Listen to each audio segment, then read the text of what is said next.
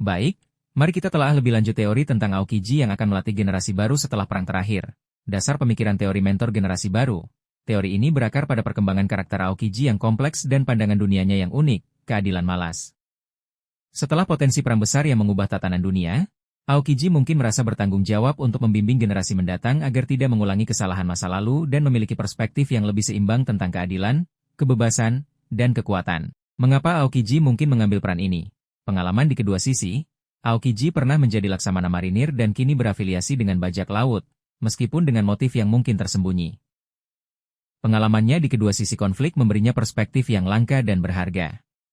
Filosofi, keadilan malas. Pandangannya yang tidak ekstrim terhadap keadilan bisa menjadi pelajaran berharga bagi generasi baru, mengajarkan mereka untuk mempertimbangkan berbagai sudut pandang dan menghindari absolutisme. Potensi penyesalan dan keinginan untuk perubahan.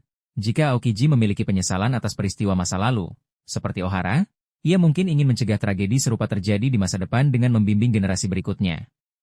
Kehilangan figur otoritas yang ada. Setelah perang besar, banyak figur otoritas yang ada mungkin akan tumbang. Aokiji, dengan kekuatannya dan pengalamannya, bisa mengisi kekosongan ini dan memberikan bimbingan. Karakter yang bijaksana dan tenang.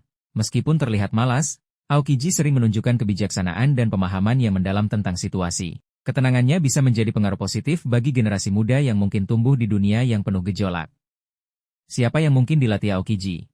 Bajak laut muda? Aokiji mungkin membimbing bajak laut muda yang memiliki potensi tetapi belum memiliki arah yang jelas, membantu mereka memahami tanggung jawab kebebasan dan menghindari jalan yang merusak. Marinir muda? Ia juga bisa menjadi mentor bagi marinir muda yang idealis tetapi mungkin terjebak dalam dogma, keadilan mutlak. Mengajarkan mereka tentang nuansa dan pentingnya belas kasihan. Anak-anak dari kedua faksi. Aokiji mungkin mendirikan semacam akademi atau tempat pelatihan netral di mana anak-anak dari latar belakang yang berbeda dapat belajar bersama dan membangun pemahaman lintas batas. Generasi penerus topi jerami.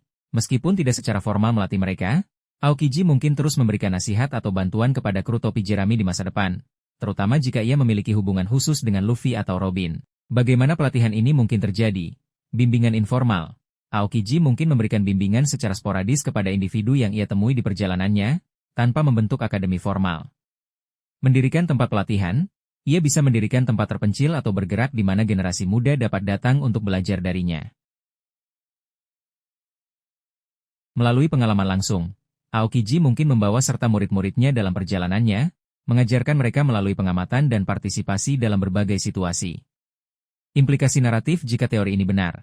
Masa depan dunia One Piece, ini akan memberikan harapan untuk masa depan yang lebih baik, di mana generasi baru belajar dari kesalahan masa lalu.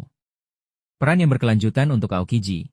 Aokiji akan tetap menjadi karakter penting dalam cerita bahkan setelah perang besar berakhir. Pesan moral yang kuat, teori ini menyampaikan pesan tentang pentingnya bimbingan yang bijaksana dan pandangan dunia yang seimbang.